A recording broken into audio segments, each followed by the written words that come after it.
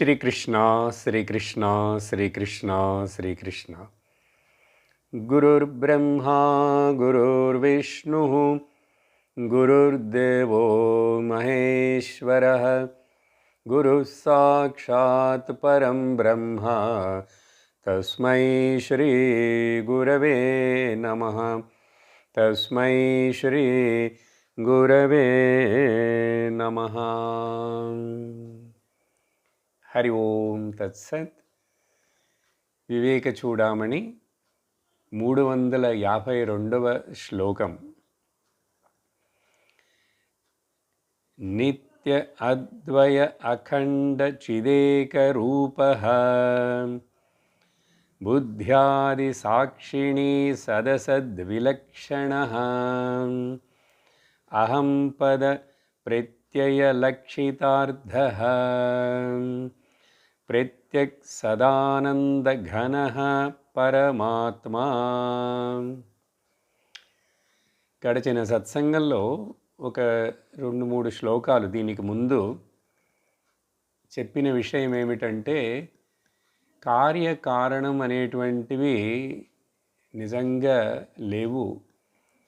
అది మాయా ప్రపంచంలో మనం మైండ్ చేత కల్పించుకొని ఆలోచించేటువంటి విషయమే కాజ్ అండ్ ఎఫెక్ట్ అని చెప్తూ, ఒకవేళ ఈ ఉపాధులు అంటే ఆధారాలు, సపోర్ట్లు. ఇప్పుడు నేను కారులో కూర్చొని ఎక్కడికో వెళతాను, కారుని ఉపయోగిస్తున్నాను ఇక్కడి నుంచి అక్కడికి వెళ్ళటానికి, దాన్ని ఉపాధి అంటాం. అలాగా ఈ శరీరం, ఒకవేళ నేను ఈ శరీరంలో నిజంగా లేను, కానీ దీని ఉపాధిగా ఇప్పుడు తత్కాలమునకు ఉపయోగిస్తున్నట్లుగా ఉన్నది.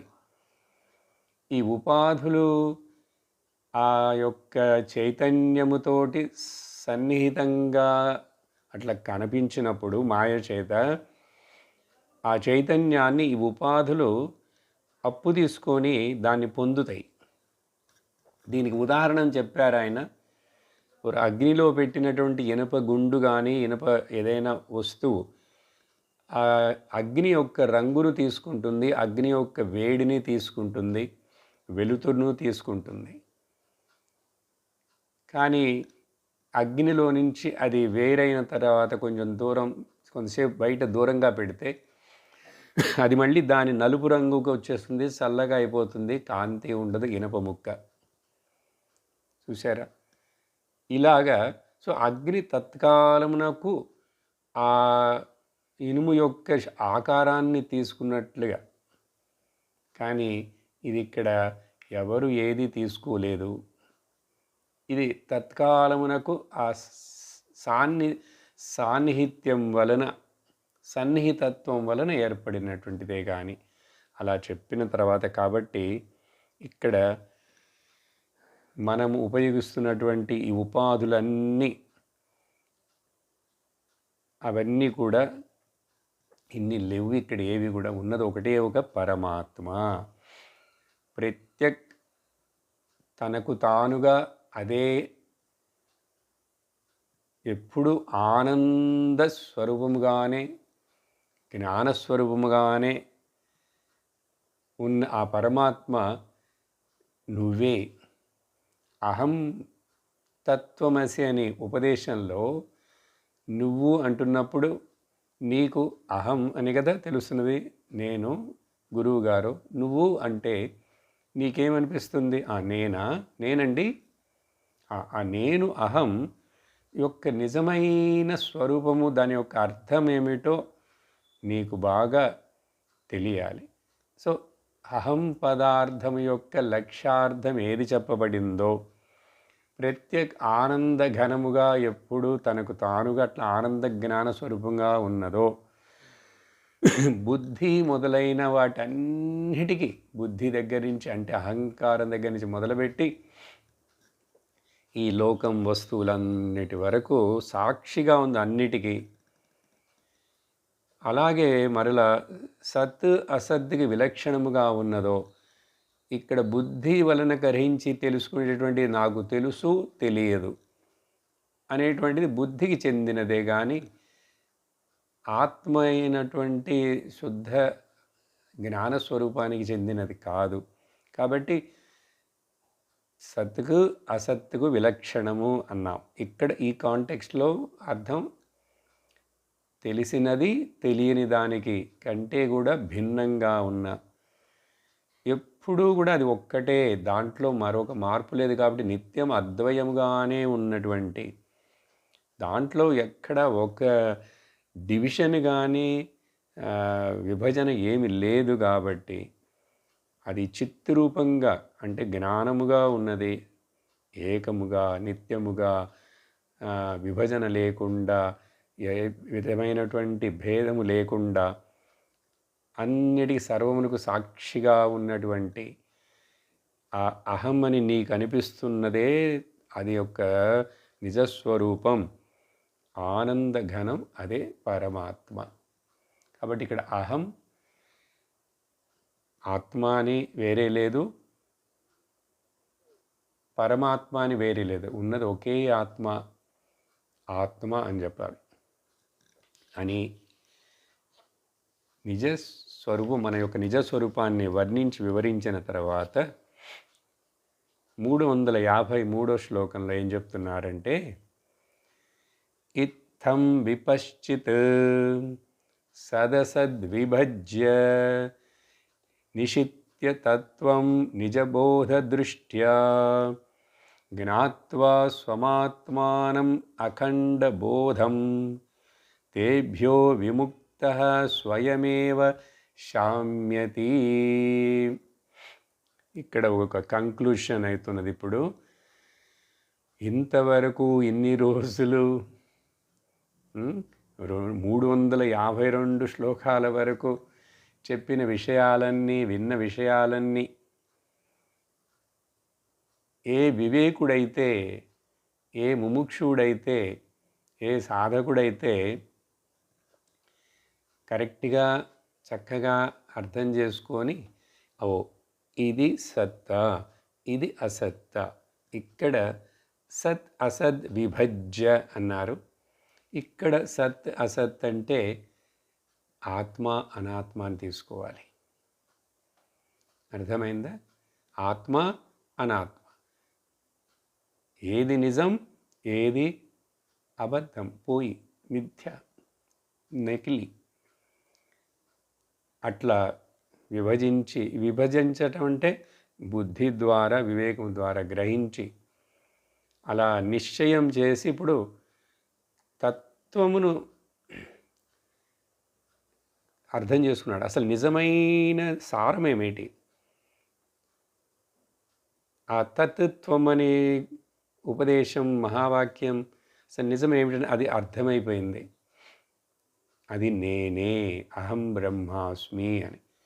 ఇట్లాంటి నిజ బోధం ఏర్పడినప్పుడు కరెక్ట్ అయిన అండర్స్టాండింగ్, నిజ బోధ అంటే కరెక్ట్ అయిన అండర్స్టాండింగ్, దేని గురించి అండర్స్టాండింగ్ ఉండాలో దాని గురించి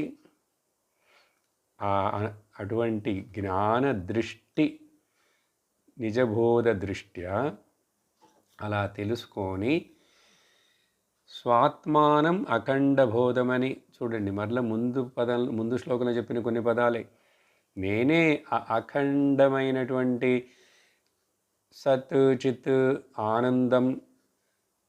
బోధం అంటే జ్ఞానస్వరూపం. బోధం ప్రతిబోధ విదితం మతం అని కేనోపనిషత్తులో చెప్పబడింది. బోధం.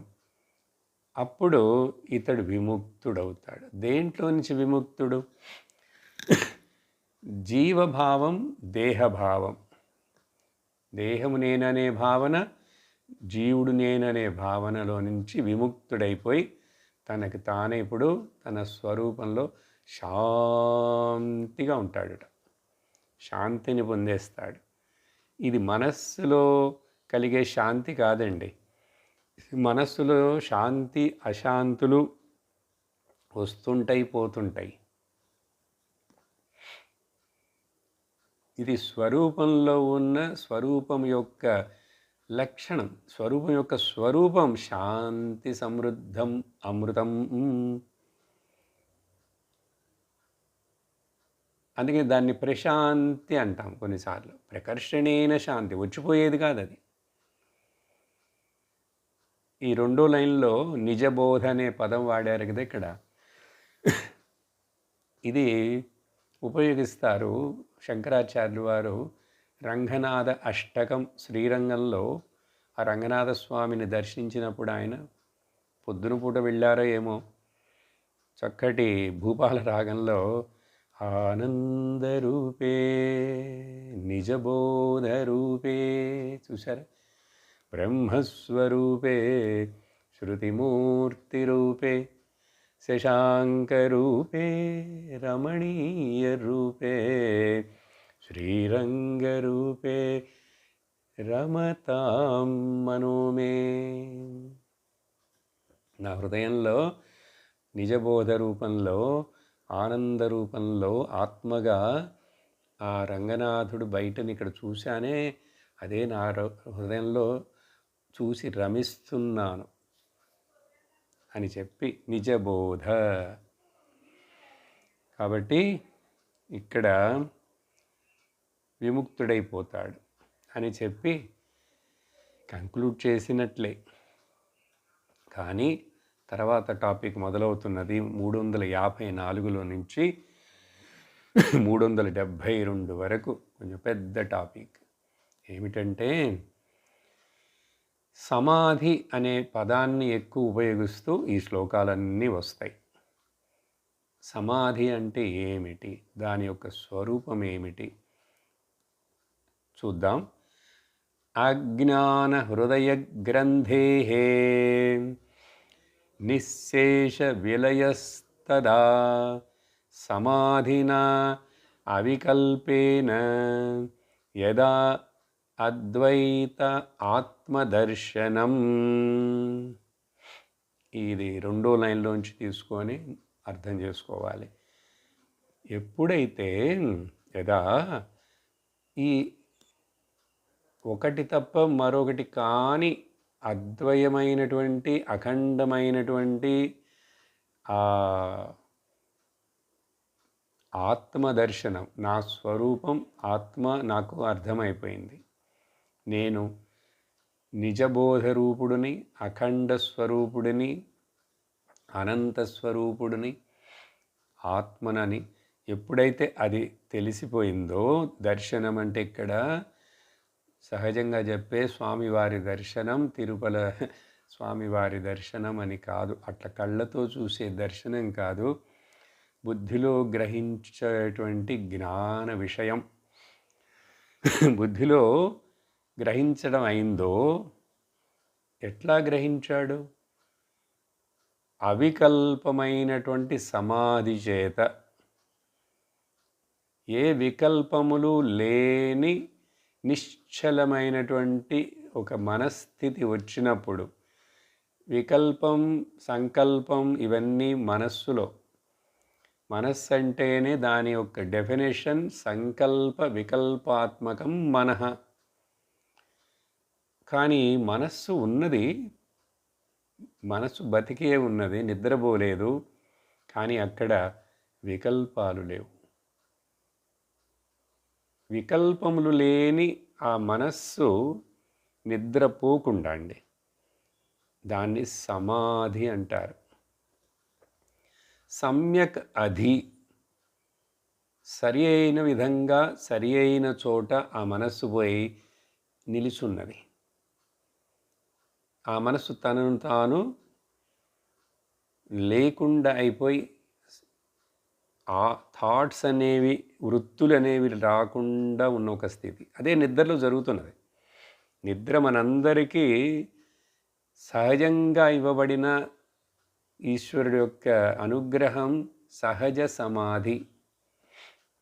అది ఎవరికి చెప్పక్కర్లేదు, నేర్పించక్కర్లేదు. సహజంగా మనస్సు అక్కడ లయించిపోతున్నది.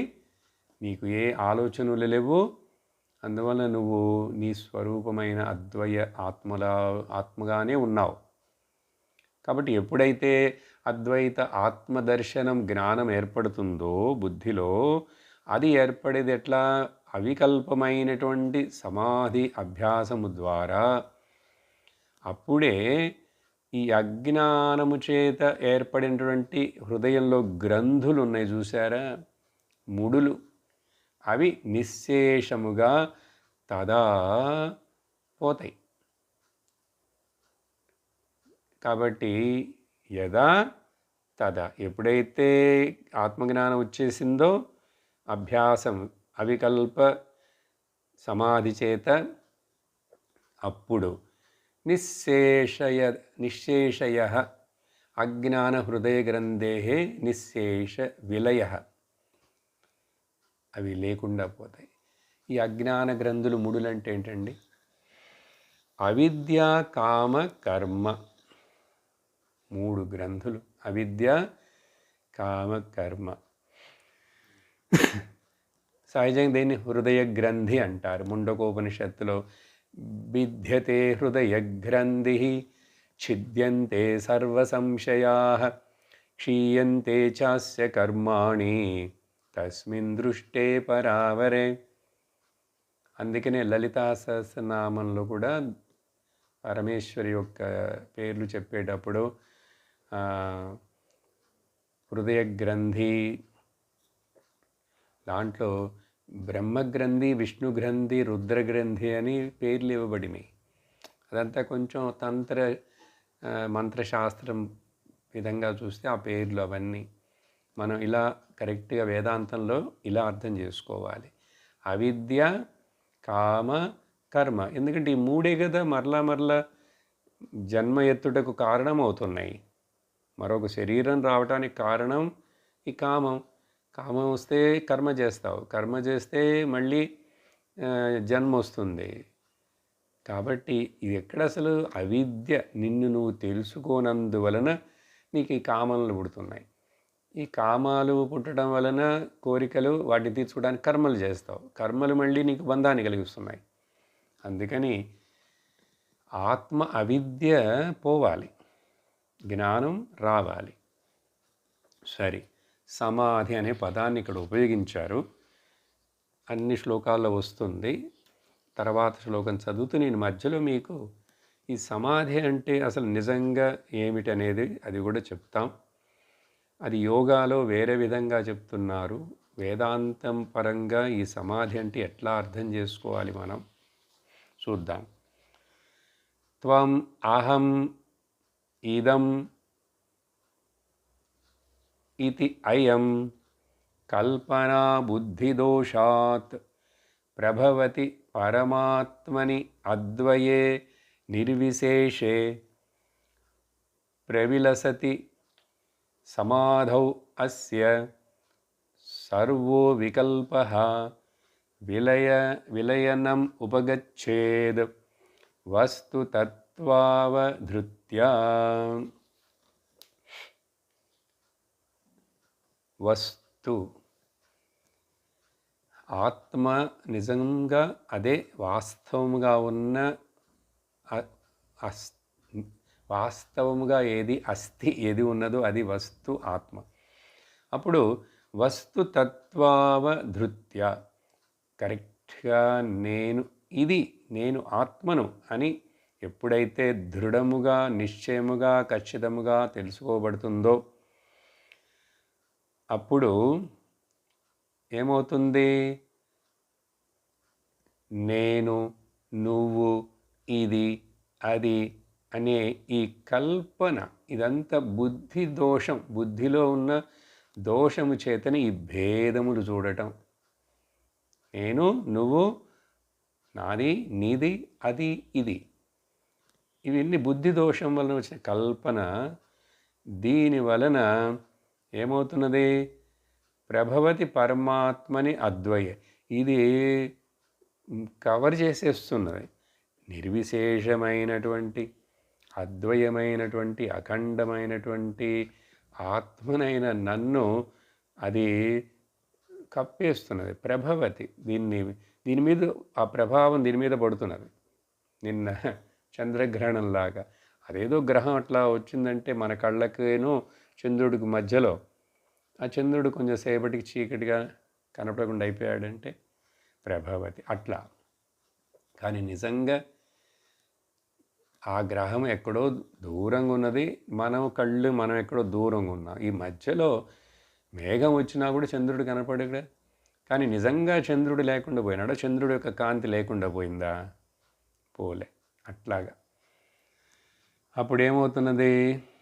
ఎప్పుడైతే ఈ సమాధి సమాధి చేత, సరి అయిన జ్ఞానము చేత ఎప్పుడైతే అన్ని వికల్పాలు తొలగిపోతాయో, వికల్పాలకి ముఖ్యత్వం ఇవ్వట్లేదు, మనస్సులో వచ్చే ఆలోచనలు, పోయే ఆలోచనలు, చేష్టలకి ముఖ్యత్వం ఇవ్వట్లేదు. ఇదంతా ప్రయారిటీ అండి. ప్రయారిటీ ఇచ్చామంటే ముఖ్యత్వం ప్రాబ్లం. దేనికి ముఖ్యత్వం ఇవ్వాలో ప్రయారిటీ దానికి ఇవ్వాలి. అప్పుడు అట్లా ఇవ్వకుండా సరి అయినటువంటి సమాధి అభ్యాసము చేత అతడికి సర్వ వికల్పాలు పోయి ప్రవిలసతి పోతాయో అప్పుడు వాడికి ఇంకా జ్ఞాననిష్ఠుడిగా ఉంటాడు. కాబట్టి సమాధి అనేటువంటిది, అభ్యాసం అనేటువంటిది ముఖ్యం. ఇప్పుడు దీంట్లో సమాధి అంటే అభ్యాసం అని తీసుకుందామండి. యోగాలో చెప్పినటువంటి మనకు ఆ అర్థాన్ని వేదాంతం పూర్తిగా ఒప్పుకొని తీసుకోదు. అక్కడ సమాధి అంటే తత్కాలానికి కష్టపడి ఏదో చేసి బలవంతంగా ఆ మనస్సుని బంధించటం. నిద్రపోకుండానే మెలకుతో ఉండి కూర్చొని నేను ఆ మనస్సుని కట్టుబాటులోకి తీసుకొస్తానని ప్రయత్నం చేస్తాడు. చేయగలుగుతారు. అది ఎన్ని గంటలు కూర్చున్నాడు అంటే మనసులో ఆలోచనలన్నీ తగ్గిపోయి మనసు అట్లా ఆలోచన రహితమవుతుంది. అట్లా చేసేది.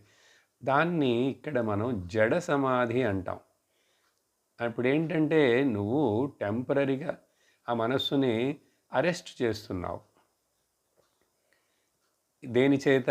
ఒక సపరేట్గా ప్రాణాయామం చేసి మంత్రం చెప్పి, నువ్వు అంత కష్టపడి యోగమని మంత్రం ప్రాణాయామం అంటావు. ఈ బోధమందు డ్రగ్గులు తీసుకునేవాడు, లేక ఆల్కహాల్ తాగేవాడు, వీడు కూడా ఆ మనస్సుని వాటి చేత అట్లా అణిచేస్తాడు. అందుకే దాని వెంట పడుతున్నారు, మనస్సుని అణచటానికి. ఎందుకంటే మనస్సు ఉన్నంతసేపు అది ప్రాబ్లమ్స్ ఇస్తూనే ఉన్నది. అందుకని ఆ మనసు కొంచెంసేపు అట్లా ఏ ఆలోచన లేకుండా అది ఫ్యాంటసీలోకి వెళ్ళిపోతే అంటాడు. అందుకని తాగుతాడు, మందులు వేసుకుంటాడు, ఏవో చేస్తాడు. కాబట్టి యోగా అనేటువంటిది ఒక రకంగా మంచిదే, కానీ వేదాంతం అలా చేసేటువంటి నిబంధనం సమాధి ఇక్కడ అది కాదు. ఇక్కడ సమాధి అంటే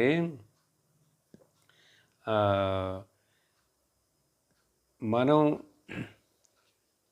జ్ఞానపూర్వకముగా కళ్ళు తెరిచి ఉండే, మెలుకుతో ఉండే,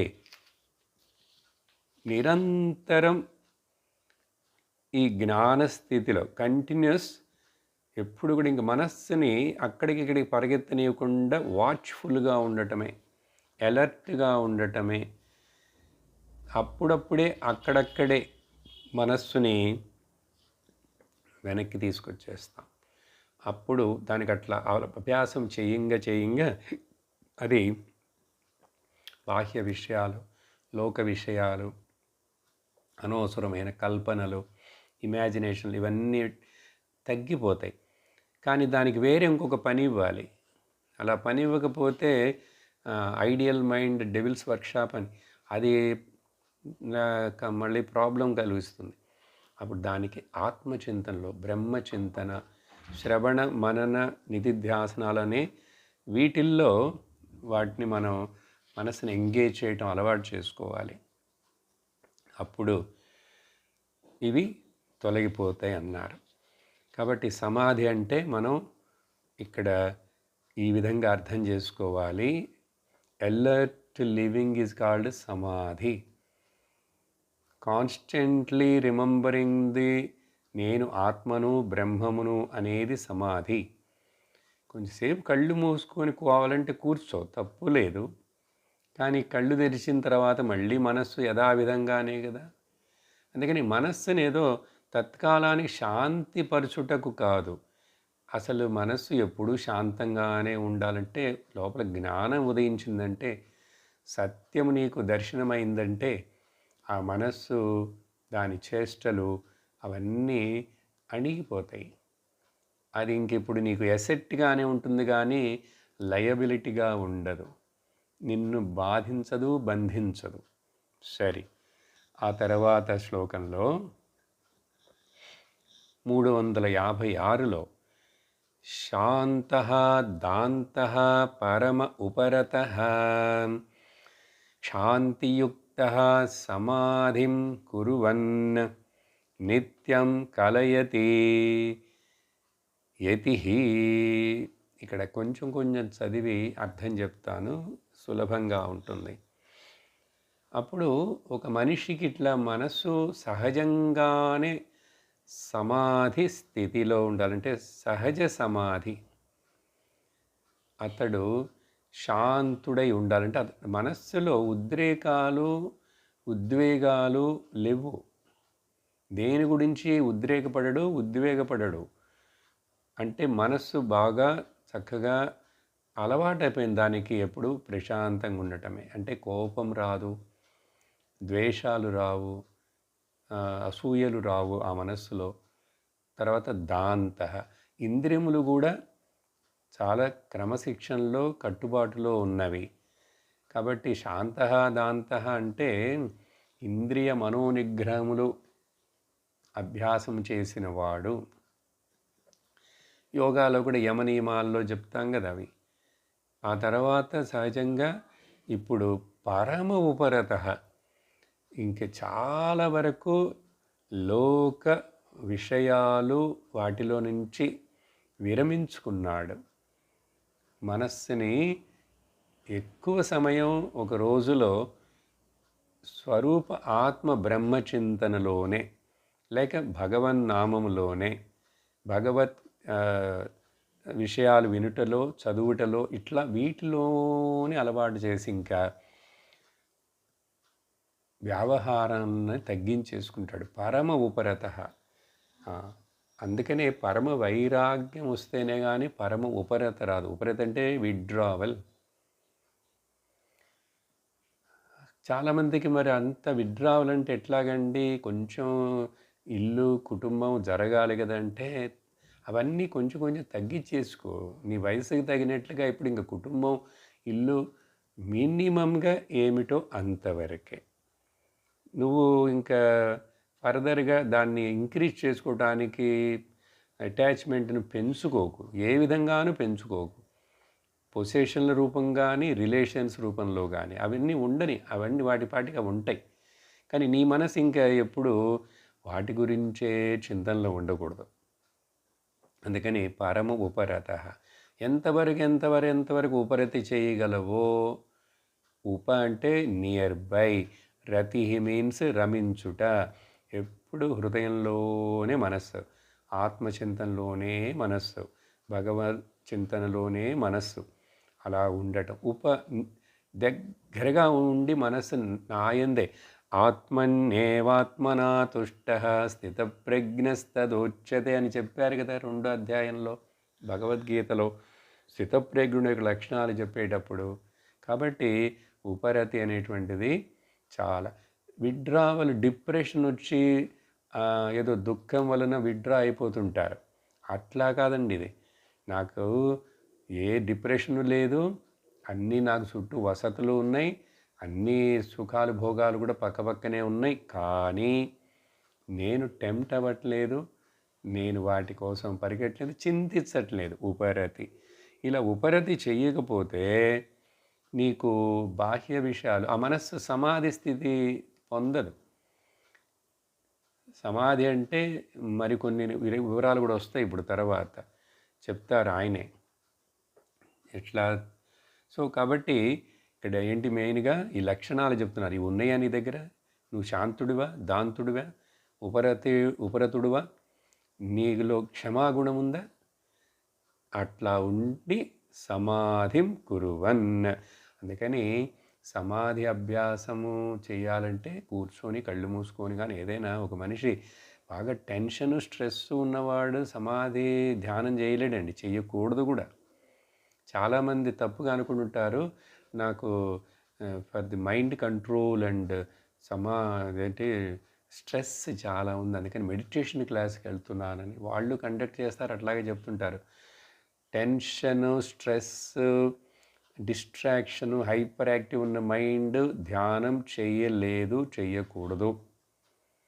అప్పుడు వాడు తన మనస్సుని హైపర్ యాక్టివ్గా, డిప్రెస్డ్గా, టెన్షన్గాను ఉన్న మనస్సుని వేరే మంచి సత్ కార్యముల చేత, సత్ భావముల చేత నింపే విధంగా వాటిలో ఎంగేజ్ అవ్వాలి మొదట అతడు. ఆ తర్వాత శాంతమైన మనస్సును పెట్టి నువ్వు ధ్యానిస్తే నీ స్వరూపం ఏంటని తెలుస్తుంది. కానీ ఏదో టెన్షన్ పోవటానికి, స్ట్రెస్ పోవటానికి, నాకు ఎగ్జామ్స్ వస్తున్నాయి అందుకని మెడిటేషన్ చేస్తాను, ఇవన్నీ లోకంలో ఏదో కొంచెం ఫలం ఉంటుంది, బెనిఫిట్స్. కానీ ఇక్కడ మనం మాట్లాడే సమాధి వేరు, ఇక్కడ దాని యొక్క ఉద్దేశం వేరు, లక్ష్యం వేరు. కాబట్టి సమాధి నిత్యం చేస్తాడు, కురువన్ చెయ్యాలి. అప్పుడు ఏమవుతుంది తెలుసుకుంటాడు. ఎవరు యతిహి, ఈ యత్నం చేసేటువంటి వాడు, ప్రయత్నం చేస్తున్నవాడు తను తెలుసుకుంటాడు. ఏమని? స్వస్య సర్వాత్మభావం, నేనే ఆత్మనైన నేనే, కాన్షియస్ని అంతటా అన్నిటి యందు వ్యాపించున్నాను. ఇలా చెప్పడం కూడా తప్పు. అన్ని ఆ నాయందే కనిపిస్తున్నాయి ఉన్నట్లుగా.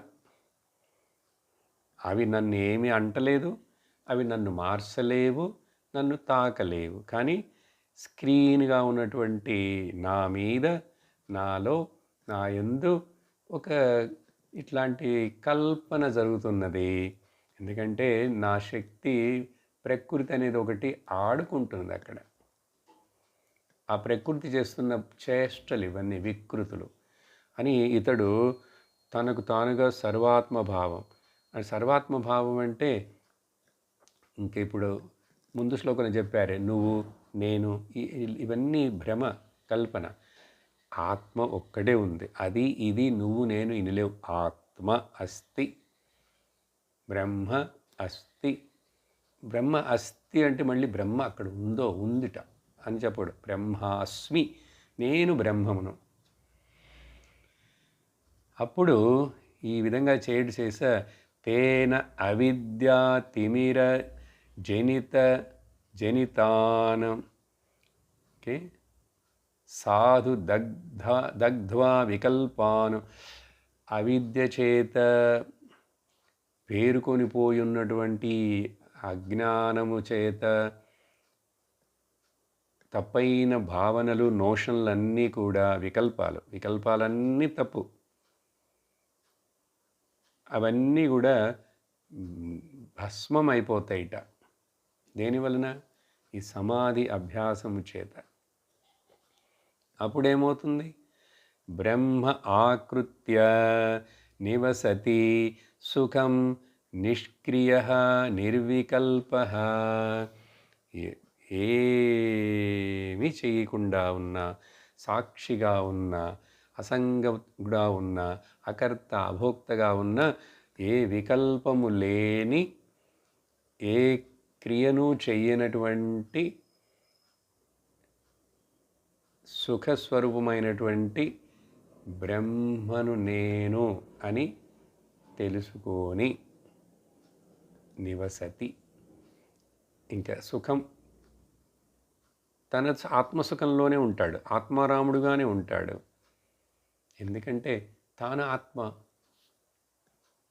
ఈ మనస్సు మళ్ళీ బయలుదేరిందంటే వేరేదో ఉన్నది, వేరేదో సాధించాలి, వేరేదో పొందాలి అని పరిగెడుతుంది. అందుకని మనస్సే అన్నిటికీ మనస్సు చేస్తున్న చేష్టలే అన్నీ, అది భావిస్తున్నా, కల్పిస్తున్నా, అనుకుంటున్నవన్నీ తప్ప నువ్వు మనస్సుకి వెనక ఉన్నటువంటి ఆ మనస్సు అనే గుర్రాలని పట్టుకొని ఉన్న బుద్ధిని కూడా సాక్షిగా ఉన్న నేను అని తెలుసుకుంటాడు. అందుకని భగవద్గీతలో ఈ విషయాన్ని భగవంతుడు వేరే రకరకాల పదాలతోటి మాత్రా స్పర్శాస్తు కౌంతేయ శీతోష్ణ సుఖ దుఃఖదాః ఆగమ అపాయినో నిత్యాః తాన్ తితిక్షస్వ భారత. క్షాంతి అన్న తితిక్ష, ఫోర్బేరెన్స్ అంటారు ఇంగ్లీష్లో. సహించు, చూస్తుండు, రియాక్ట్ అవ్వకు. ఎలా అప్పుడు ఈ ఇంద్రియాల యొక్క విషయాలు ఇవన్నీ కూడా అవి శీతము, ఉష్ణము, సుఖము, దుఃఖము, రాత్రి పగలు, వేడి, శీతలం, ఇవన్నిట్లా వస్తూనే ఉంటాయి. అవన్నీ వస్తాయి, పోతాయి. ఆగమాహ అపాయినః, వచ్చును పోవును, అన్నీ వస్తుంటాయి పోతుంటాయి, ఏది అట్లాగే ఉండదు. అలాంటప్పుడు నువ్వు వాటిని చూస్తూ సహించు అంతే. అవి నిజమని చెప్పకు, అది శరీరానికి ఏదో కొంచెం బాధ కలిగిస్తాయి, మనస్సు ఊహించుకుంటా, నువ్వు దూరంగానే ఉండు. అట్లా ఉండు అని చెప్పి సుఖం అనే పదం వచ్చింది ఇక్కడ భగవద్గీతలో. యోంత సుఖోంతరా రామ తథాంతర్జ్యోతిరేవయః. అంతర్జ్యోతి అంటే ఇక్కడ ఏదో లైట్ వెలుగుతుంటుంది, దీపం అనుకోకూడదు. జ్ఞానం, బోధం. అందుకని అటువంటి అంతఃసుఖం, స్వాంతఃసుఖం, నేను సుఖము, సంతోషము, పీస్ అండ్ హ్యాపీనెస్, సుఖము, శాంతి, రక్షణ కోసం నేను ఎవరి మీద ఆధారపడక్కర్లేదు, ఎవరి దగ్గర నుంచి ఎదురు చూడక్కర్లేదు. అన్నీ నా యందే ఉన్నాయి. నేనే అన్నిటికీ ఆధారమైనప్పుడు నేను మళ్ళీ శాంతి, సుఖం, రక్షణ కోసం ఎవరి మీద ఆధారపడాలి? ఎందుకు? ఎవరి మీదైనా ఆధారపడ్డానంటే చిక్కుకుపోతాను, దుఃఖానికి పాలవుతాను. అందుకని ఏం చేయాలంటారు? సమాహితాః ఏ ప్రవిలాప్య బాహ్యం శ్రోత్రాదిచేతః స్వమహం చిదాత్మని తయేవ ముక్తా భవపాశబంధైః నాణ్యేతు పారోక్ష కథాభిధాయినః. కాబట్టి ఇది అర్థం చేసుకోకుండా, ఇది తెలుసుకోకుండా, దీన్ని నువ్వు అమలుపరచకుండా, అభ్యసించకుండా పని జరగదు. అందుకని సమాహితుడు అవ్వు. ఎవరైతే సమాహితుడంటే, సమాధిలో నుంచి వచ్చిన పదమే. సమాధిని అభ్యాసం చేస్తున్నవాడు సమాహితుడు.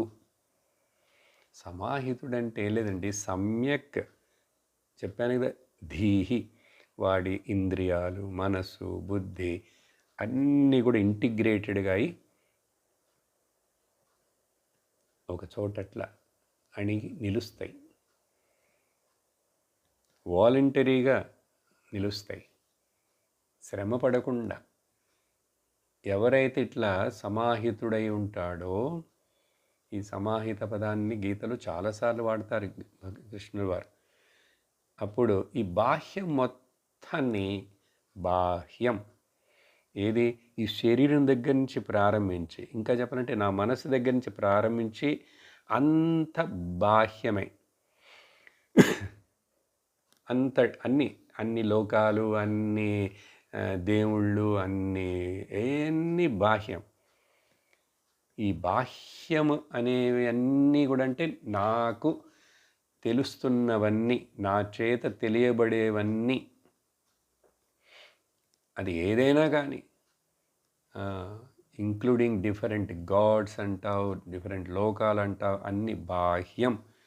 ఎక్స్టర్నల్. అవన్నిటినీ ప్రవిలాప్య, అవన్నీ లేవు నిజంగా,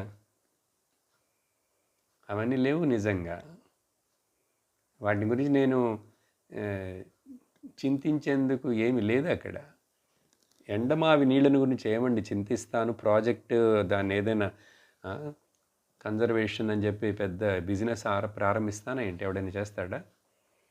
లేక కళలో చూసినటువంటి బ్యాంక్ బ్యాలెన్స్ డబ్బుల్ని, బంగారాన్ని పెట్టి ఇక్కడ వీడైనా బయట బిజినెస్ ప్రారంభించగలడా? లేని దాన్ని ఎట్లా ఉపయోగిస్తావు? కళలో చూశాడు పెళ్లి కొడుకుని, ఒక ఆయన తన కూతురికి పెళ్లి చేద్దామని. కళలో చూసిన పెళ్లి కొడుకుని ఇక్కడ మెలకువలో ఆ పిల్లకి తెచ్చి పెళ్లి చేయగలడా? అదేవిధంగా ఇక్కడ ఈ బాహ్యం అనేవన్నీ నిజం కాదు. ఏంటవన్నీ బాహ్యం అంటే ఈ శ్రోత్రాది చేత, అవన్నీ మనస్సు యొక్క చెవులు అంటే అన్ని ఇంద్రియములు గ్రహించే విషయాలు, అవన్నీ తెలుసుకుంటున్న మనస్సు, ఇవన్నీ కూడా బాహ్యమే. అవన్నీ ప్రవిలాప్య, వాటన్నిటినీ నెగేట్ చేసి, వాటన్నిటినీ మరగబెట్టి, లేకుండా చేసి. ఎలాంటి లేకుండా అవుతాయి? నిద్రపోతే అవుతున్నాయిగా. కానీ నిద్రపోవద్దు ప్రతిసారి, వెలుగుతో ఉండే నెగేట్ చేయి. కానీ దీనికి టైం, ఇట్లా కళ్ళు తెరిచే చూస్తూనే ఇవన్నీ నిజం కాదని బుద్ధిలో తెలివిగా ఉండి చెప్పగలిగామంటే నీకు నువ్వు సమాధి. అప్పుడు స్వం అహం చిదాత్మని. ఎక్కడ ప్రవిలాప్య, ఎక్కడ వీటన్నిటినీ నేను కలిపేయాలి? కృష్ణా నదిలోన, గోదావరి నదిలోన. ప్రవిలాప్య అంటే కలిపేసేయి అని అర్థం. ఓకే, కలిపేసే. మనిషి చనిపోయిన తర్వాత, కాల్చిన తర్వాత ఆ భస్మాన్ని, ఎముకల్ని తీసిపోయి అస్థి నిమజ్జనం అని చేస్తుంటారు. చిదాత్మని, ఇంది చైతన్య ఆత్మస్వరూపమైన నీ యందు అన్నిటినీ స్వాహ స్వాహ స్వాహ.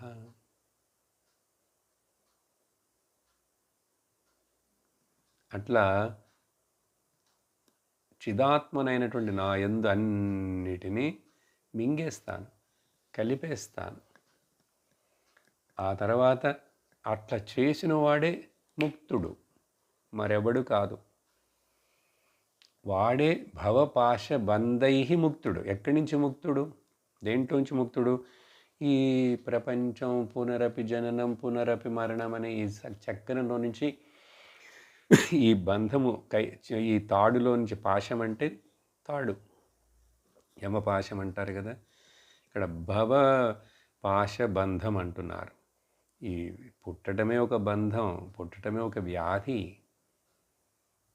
అందుకని పుట్టిన తర్వాత ఈ శరీరానికి ఇంకా మరి వ్యాధి వచ్చిందంటే, వ్యాధికి వ్యాధి వచ్చిందని చెప్పాలి, రమణ మహర్షులు వారు చెప్పినట్లు. సో ఇట్లా చేసిన వాడు మాత్రమే, ఈ సమాధి అభ్యాసం చేస్తున్నవాడు మాత్రమే ముక్తుడైపోతాడు. వేరే ఎవ్వరు కాదు. నా అన్యేతు, మిగిలిన వాళ్ళందరూ పారోక్ష కథాభిధాయిన. వాళ్ళందరూ కథలు చెప్తుంటారు, బ్లాబరింగ్.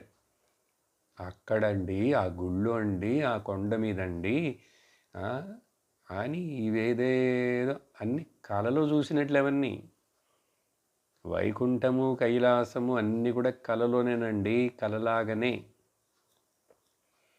కానీ సాక్షి అయిన నీ యందు ఏమీ లేవు, నువ్వు ఒక్కడివే ఉన్నావు. ఒక్కడినే ఉంటే బోరు కొట్టదా అండి అంటే, ఓయ్ నిద్రలో అసలు ఆనందమే నువ్వుగా ఉన్నప్పుడే. అందుకని అప్పుడు ఎవరైనా మాట్లాడతారు, ఎవరైనా వస్తారు, మీతో మాట్లాడిన పోయా ఇప్పుడు నిద్రపోవాలి నేను. బోరు కొట్టట్లేదే నిద్రపోతున్నప్పుడు? ఇంకా అసలు బోరు కొడితే నేను నిద్రపోవాలనిపిస్తుంది, మళ్ళీ నిద్రపోతాం. ఎందుకు నిద్రని ఎన్నుకుంటున్నావు? అక్కడ ఒక్కడివేగా ఉన్నావు. కల చెప్పట్లేదండి, నిద్ర. ఒక్కడివే ఉండి దాన్ని ఎందుకు నీకు నచ్చుతున్నది అది గ్రహించు, చింతించు. ఎందుకంటే నిజంగా బోరు కొట్టనటువంటి ఒకే ఒక ప్లేసు నీ ఆత్మస్వరూపంలో. దానికి బోరు లేదు, దానికి టెన్షన్ లేదు, దానికి డిజైరు లేదు, దానికి గ్రీడినెస్ లేదు, ఏమీ లేదు. అందుకని ఈ మిగతా వాళ్ళందరూ పారోక్షేణ, వాళ్ళు ఏదో చెప్తుంటారు ఇట్లా, ఈ ఉపన్యాసాలు ఇచ్చే వాళ్ళందరూ ఇవి పెద్ద పుస్తకం రాశారు ఈయన శంకరాచార్యుల వారు అని చెప్పి వాళ్ళ ఇండైరెక్ట్ పారోక్షంగా అంటే ఎక్కడో ఉందిట, ఎప్పుడో మోక్షం అనేది ఏదో ఉందిట అంటున్నారు అని ఇట్లా అంటుంటాడు. అది నీకు భగవద్గీత దేవుడు చెప్పినా వినడు, తాను ఇంకెవరో లోకల్గా అందరు టీవీల్లో ఇవి చెప్పి అవి చెప్పి అవన్నీ వింటుంటాడు. ఆ రాసులు ఫలాలు ఆ గ్రహాలు వాటి వెనకే తిరుగుతుంటాడు. నువ్వు ఎంతకాలానికి ఆ గ్రహాలన్నిటిని గురించి అనుకుంటూ భయపడుతూ వాటి వెనక తిరుగుతున్నావో అవి నిన్ను అట్లా తిప్పుతూనే ఉంటాయి. జ్ఞాన మార్గంలోకి వచ్చినటువంటి బ్రహ్మ విచారం చేసేవాడికి ఇంకా అవన్నీ అసలు ముఖ్యం కాదు. ఏమి లేదు ఎక్కడ కూడా వాటిల్లో. ఉన్నది అంటే నువ్వు ఏమారిపోయినావు, మోసగించబడ్డావు. దాని ముఖ్యత్వం ఇస్తున్నావు అంటే నువ్వు మనస్సుతోటి పనిచేస్తున్నావు, కాన్షియస్నెస్ అయిన ఆత్మ దగ్గరికి నువ్వు రావట్లేదు. అందుకని ఈ పారోక్ష కథ అంత. అందుకని వాస్తులు ఇవన్నీ వీటినే వెనకబడతాడు భయం. దాని గురించి దీని గురించి ఎస్ట్రాలజీ, జ్యోతిష్యం, నక్షత్రాలు, కాలాలు, రాహుకాలం, గండములు, యమగండములు ఏంటేంటో భయపడతాడు. నిద్రపోయిన వాడికి కాలం తెలుసా, దేశం తెలుసా, దేవుడు తెలుసా, గ్రహాలు తెలుసా? Exactly like that. బ్రహ్మజ్ఞానంలో ఉన్న వాడికి అవన్నీ నిల్ అని చెప్పిన తర్వాత ఉపాధి భేదాత్ స్వయమేవ విద్యతే చ ఉపాధ్య అపోహే స్వయమేవ కేవలః తస్మాద్ ఉపాదేః విలయాయ విద్వాన్ వసేత్ సదా అకల్ప సమాధి నిష్ఠయా. చూడండి, సమాధి పదం మళ్ళీ చెప్తున్నారు. కళ్ళు మూసుకొని పద్మాసనం వేసి ఇన్ని గంటలు కూర్చోవాలి, ఈ టైంలో కూర్చోవాలి అని చెప్పనే లేదు. చెప్పకుండా మరి సమాధి అంటున్నారు ఏమిటండి అంటే ఏం చెప్పట్లేదు. వీడు చెప్పేది నువ్వు అర్థం చేసుకోవాలి. నీకు బుర్రలో ఆల్రెడీ మెడిటేషన్, అష్టాంగ యోగంలో చివరి 3 స్టెప్పులు ధారణ, ధ్యాన, సమాధి అన్నారు. వాటికి నేను వివరం ఇప్పుడు చెప్పను. అవి ఎంతవరకు మనం ఉపయోగించుకోవాలి, అర్థం చేసుకోవాలి అని చెప్పి కొంచెం మనం గ్రహించాలి. అది ఇంకా 2-3 శ్లోకాల తర్వాత టైం ఉంటే చెప్తాను, లేకపోతే వచ్చే క్లాసులో చెప్తాను. ఇప్పుడు అది చెప్తే కన్ఫ్యూజ్ అవుద్ది. ఇక్కడ చెప్తున్న వేదాంత సమాధి అంటే ఇది మొదల్లో. కాబట్టి ఇక్కడ చెప్తున్నారు సమాధి నిష్ట చేత.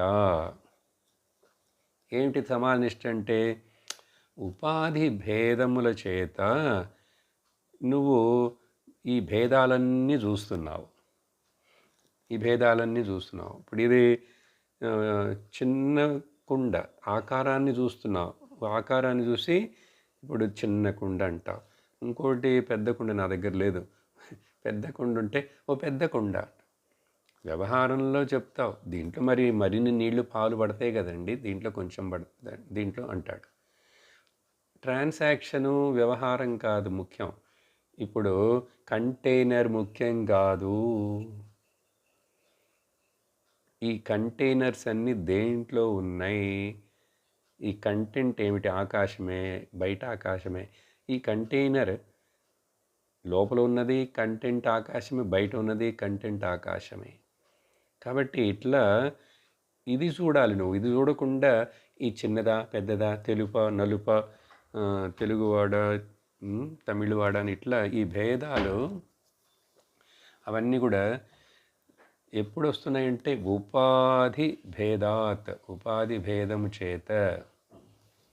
ఉపాధి ఉపాధి భేదము చేత అవన్నీ బాహ్యంగా అన్ని భేదాలు వచ్చేస్తున్నాయి. అర్థమైందా? అందుకని ఇంకా ఉపాధులకు నువ్వు ముఖ్యత్వం ఇవ్వకూడదు. ఉపాధులు చిన్నదా పెద్దదా అనేది ఇంపార్టెంట్ ఇది కాదు. కానీ ఉపహితం, ఈ ఉపాధి ఉపేయం దేన్ని ఆధారం చేసుకుని ఈ ఉపాధులన్నీ ఉన్నాయి. కాబట్టి నీ ఉపాధులను వదిలేసావంటే, నెగెట్ చేసావంటే నువ్వేమవుతుంది? స్వయమేవ కేవల, నేను మాత్రమే ఉన్నాను, బ్రహ్మముగా సత్తుగా చిత్తుగా నేను మాత్రమే ఉన్నాను. నాకు ఉపాధి లేకపోయినా నేను ఉంటాను. ఈ శరీరం తగలబెట్టినాను, పూడ్చిపెట్టినాను, లేకపోయినాను కూడా నేను ఉంటాను. నన్ను ఎప్పుడు ఏ కారణం చేత ఎవరు దేన్ని కూడా ఛేదించలేరు, భేదించలేరు. అట్లా గుర్తించి ఉపాధి భేదాత్ స్వయమేవ భిద్యతే. ఉపాధులను వదిలేస్తే స్వయమేవ కేవలంగా ఉంటావు తర్వాత. కాబట్టి బుద్ధి ఉన్నవాడు వివేకుడు విద్వాన్. మనందరినీ విద్వాన్ అని పిలుస్తున్నారు. విద్వాన్ అంటే మనం ఏదో సంస్కృతం గ్రామరు వ్యాకరణము తర్కం ఇవన్నీ చదివామని కాదు అర్థం. సత్సంగానికి వస్తున్నావుగా, వివేక చూడామని వినాలని ఇంట్రెస్ట్ ఉన్నది వింటున్నావుగా, వేదాంతం అంటే ఏదో రుచి వచ్చిందిగా, నువ్వు విద్వాంసుడివే. ఎందుకంటే అసలు ఈ వేదాంతంలో రుచి రావటం, ఇది వినాలని ఇట్లా విచారణ తత్వం అనేటువంటిది రావటమే అది పెద్ద గొప్ప విషయం, భాగ్యం, బ్లెస్సింగ్. అందుకని నాకు సంస్కృతం తెలీదు, నాకు పెద్దగా అవి తెలియదు, ఏం అక్కర్లేదు. ఇది చెప్పింది అర్థం చేసుకుంటే చాలు. కాబట్టి ఓ వివేకుడా, ఓ మోక్ష మార్గంలో పయనిస్తూ జ్ఞానాన్ని పొందాలని ఆశించే ముముక్షుడా, కాబట్టి ఈ ఉపాధేహే విలయాయ, ఈ ఉపాధులను నువ్వు తొలగించడం అంటే నెగేట్ చేయడమే, దాని ముఖ్యత్వం కూడా సత్యమని అనుకోకూడదు. చేసి వసేత్ సదా, నువ్వు నీ స్వరూపంలోనే ఏంటి నా స్వరూపం?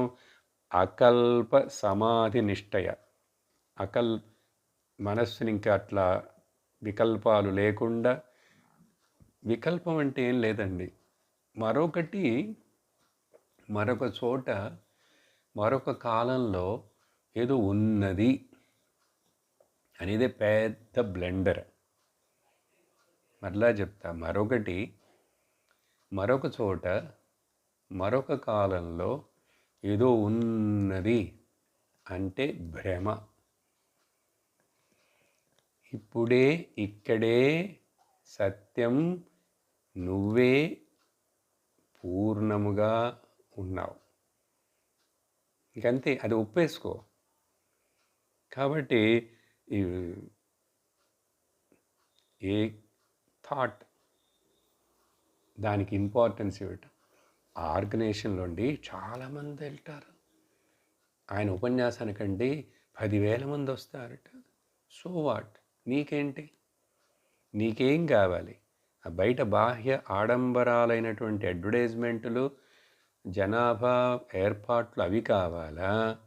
నీకు ఈ కేవలమైనటువంటి నీ స్వరూపంలో నువ్వు నిలుచోవాలా? ఏది కావాలి నీకు? అందుకని వాటన్నిటి ముఖ్యం. అదనాల వసేత్ సదా, ఎప్పుడు ఇంకా ఈ భావనలో ఉండు. అదే సమాధి.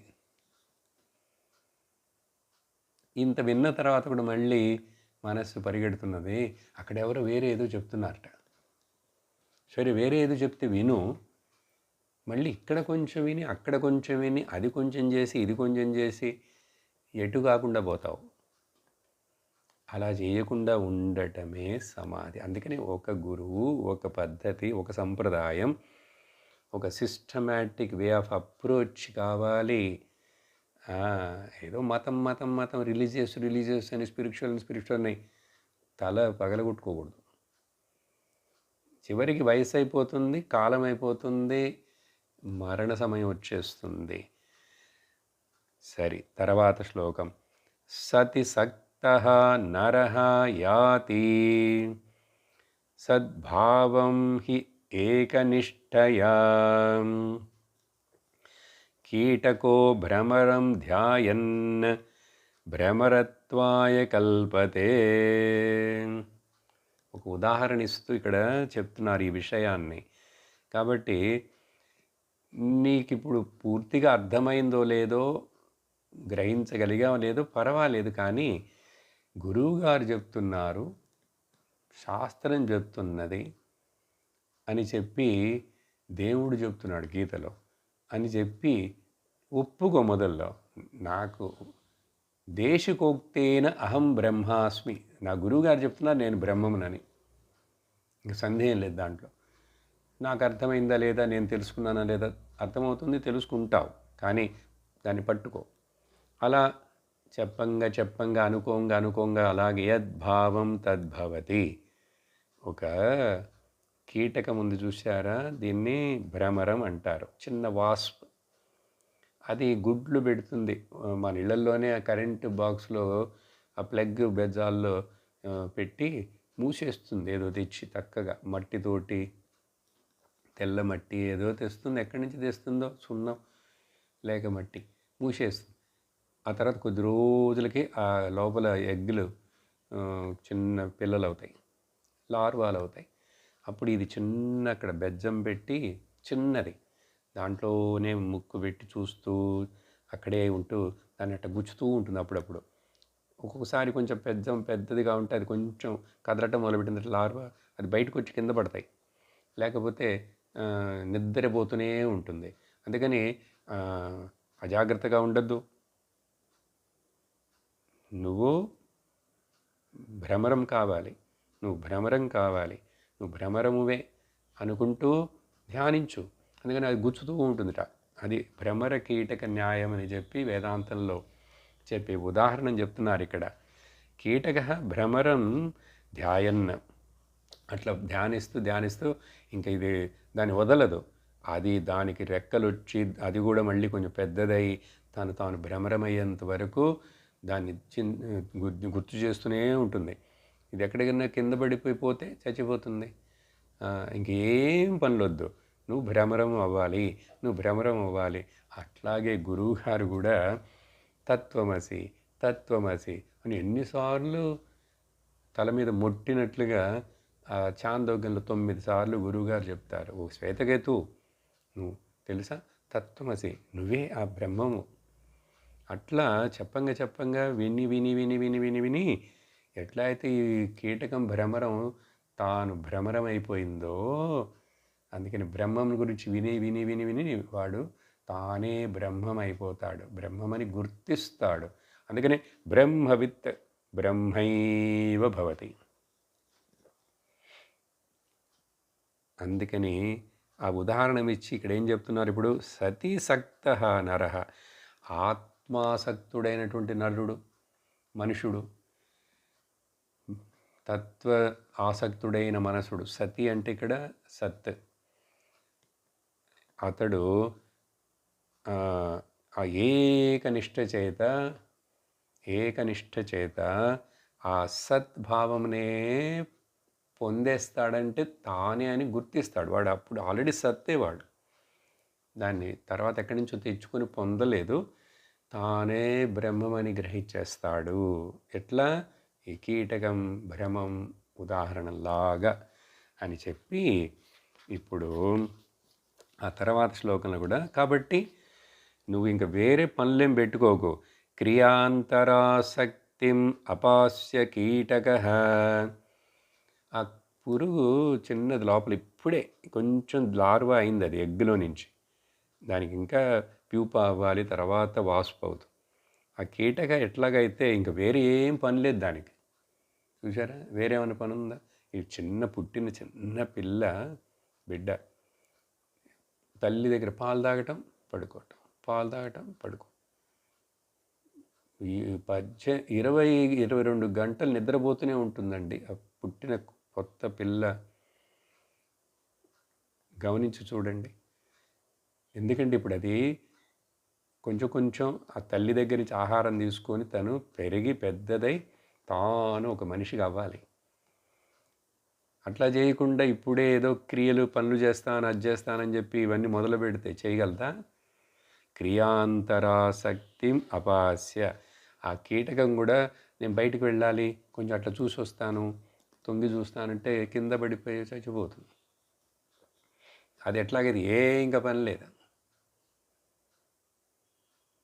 ఆ చిన్న పిల్ల అప్పుడే కదా పెరిగింది, మరి అప్పుడే కదా పెరిగింది, అప్పుడే కదా తర్వాత ఎదుగుతుంది. అలాగే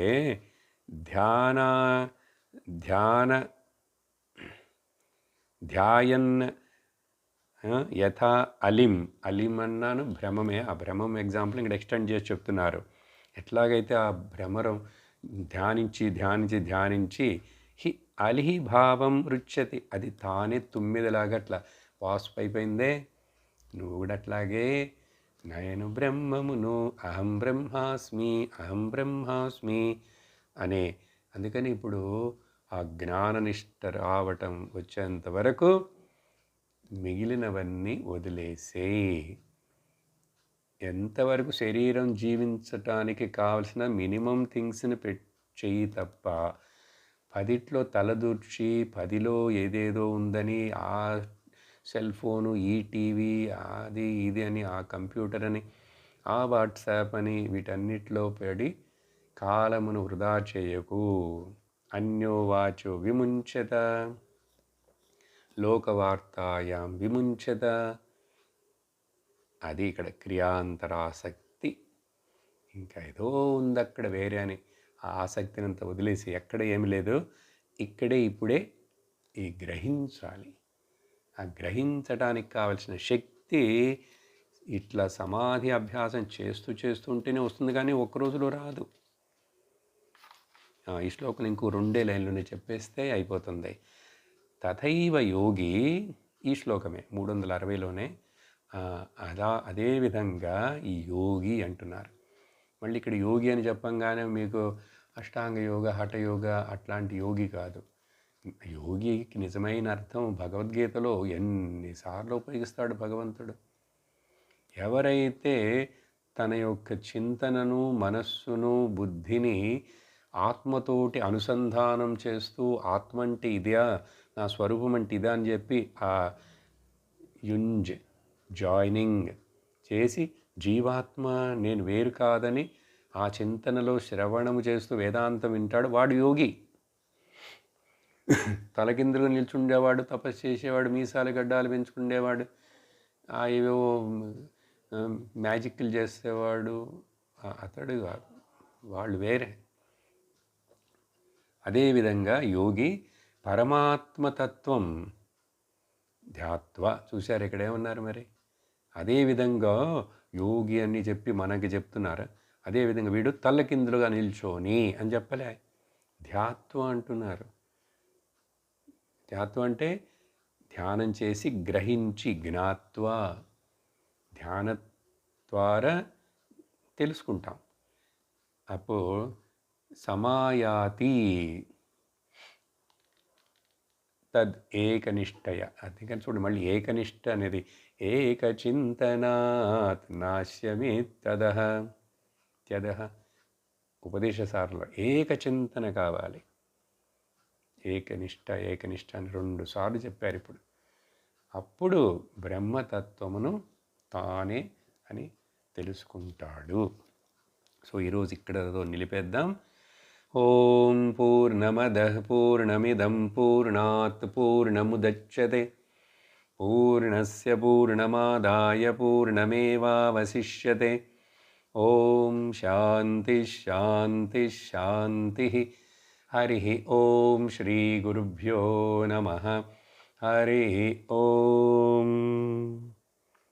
హరి ఓం తత్సత్.